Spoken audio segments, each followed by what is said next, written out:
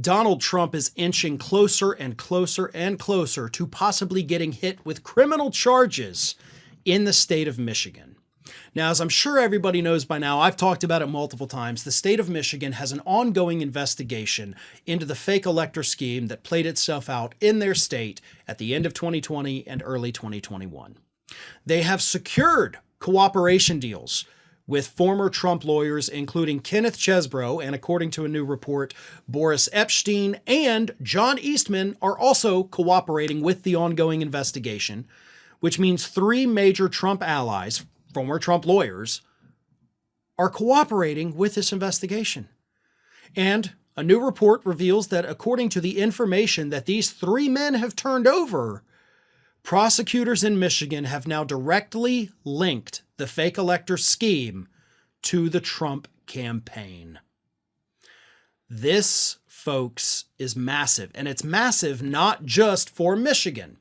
Let's not forget, Donald Trump is in court right now arguing that he is entitled to presidential immunity for his actions with the fake elector scheme, among others, because, as Trump told us on Truth Social this past weekend, he was not acting as a candidate. He was acting as the president of the United States. Therefore, he is entitled to immunity and cannot be prosecuted. Well, prosecutors in Michigan have already proven that that's a lie, and don't think for a second that Jack Smith isn't going to use this. Here's what this new information tells us. Again, just to kind of put it in a nutshell, Eastman, Chesbro, Epstein have turned over emails to the state of Michigan showing that they were coordinating with the fake electors and the Trump campaign to get the fake electors and the certification to the Trump campaign to then get it to Mike Pence. Again, that is like the most condensed version I can get. There's obviously a lot of twists and turns in there, but it directly links the Trump campaign to the fake electors. So, because it was the Trump campaign that was organizing the fake electors, Trump is not entitled to immunity. Again, Trump told us over the weekend that he was not campaigning. The election was long over. He was doing it as president. If he were doing it as president, it wouldn't have been the Trump campaign. It would have been the Trump administration. It would have been Bill Barr, not Kenneth Chesbro. It would have been somebody else at the DOJ, not John Eastman.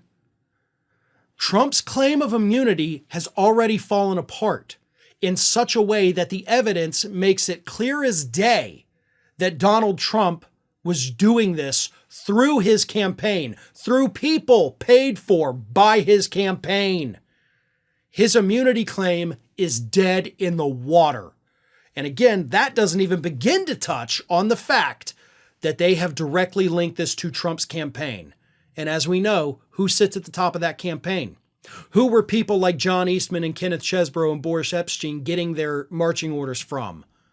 It wasn't Rudy Giuliani. It wasn't Mark Meadows. It was Donald Trump himself. And that's why I think before this is all over in Michigan, possibly in other states too, Trump's going to be hit with even more criminal charges, very similar to the ones he is facing in Georgia. Ring of Fire is just a few subscribers short of hitting that 1 million subscriber milestone. So if you're not already subscribed, please go ahead and do so and stay up to date with all of the latest from Ring of Fire.